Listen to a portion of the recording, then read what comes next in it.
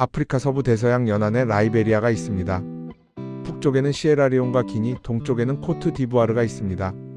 라이베리아는 아프리카에서 한 번도 유럽 국가의 식민지였던 적이 없는 나라입니다. 대부분의 아프리카 국가는 유럽 국가의 식민지였다가 독립했는데도 말입니다. 라이베리아는 상당히 특이한 역사를 가지고 있습니다. 미국에 살던 해방 노예들이 19세기에 라이베리아로 와서 건국했습니다. 라이베리아라는 국명이 자유의 나라라는 뜻입니다. 그리고 수도는 몬로비아인데 미국의 제5대 대통령 제임스 먼로의 이름을 따서 지어진 이름입니다. 라이베리아의 국기도 미국 국기와 상당히 비슷합니다.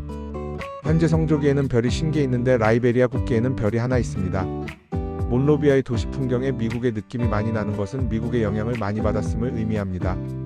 2025년 아프리카 몇 나라 지도자가 백악관을 방문해서 트럼프 대통령과 면담한 적이 있습니다. 라이베리아 대통령이 발언하고 났을 때 트럼프 대통령이 영어가 훌륭하다. 어디서 영어를 배웠느냐? 고 신기하다는 듯이 물은 적이 있습니다. 라이베리아는 영어가 공용어인 나라인데 트럼프 대통령은 그 사실을 잘 모른 듯합니다. 라이베리아는 세계 1위의 선박 등록국입니다. 전 세계 선박의 약 17%가 라이베리아 국기를 달고 전 세계 바다를 누비고 있습니다.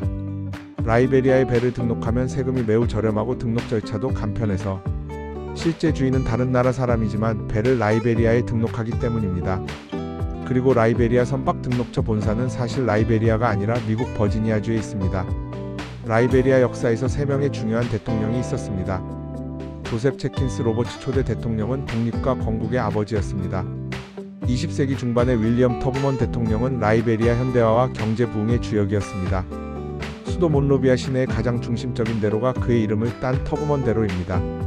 21세기 초에 앨런 존슨 설리프 대통령은 아프리카 최초의 여성 대통령이자 2011년도 노벨 평화상 수상자입니다.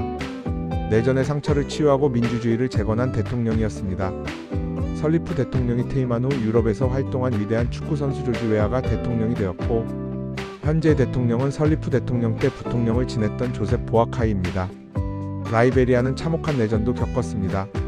라이베리아는 미국에서 건너온 해방 노예의 후손들인 아메리코 라이베리안들과 토착 원주민 사이의 갈등이 뿌리 깊었습니다. 아메리코 라이베리안들은 인구의 5% 미만이었지만 권력을 독점하고 원주민을 차별했습니다. 1980년 원주민 출신이었던 사무엘 도가 쿠데타를 일으켜 아메리코 마이너스 라이베리안의 통치를 끝냈습니다. 그러나 그 역시 잔혹한 독재를 펼쳐 민심을 잃었고, 아메리코 라이베리안 혈통인 찰스 테일러가 라이베리아 애국전선이라는 반군을 조직해 내전이 시작되었습니다. 우여곡절 끝에 대통령이 된 찰스 테일러가 다시 잔인한 독재를 일삼자 이에 반대하는 세력들이 다시 일어났습니다. 이때 여성들이 흰옷을 입고 비폭력 평화 시위를 벌이며 내전 종식을 이끌어냈습니다. 지금은 내전의 상처를 이겨내고 평화로운 정권 교체를 거듭하고 있습니다. 라이베리아의 인종 구성은 토착 아프리카인이 약 95%인이고 16개의 주요 부족으로 구성되어 있는데 가장 큰 부족은 펠레족입니다. 아메리코 라이베리아는 약 2%에 불과하지만 건국 이후 오랫동안 이 나라의 엘리트 계층을 형성해 왔습니다. 라이베리아의 공용어는 영어로 정부 업무, 교육, 비즈니스에 사용됩니다. 라이베리아는 대다수 국민이 기독교를 믿습니다. 개신교가 주류를 이루며 가톨릭도 공존합니다.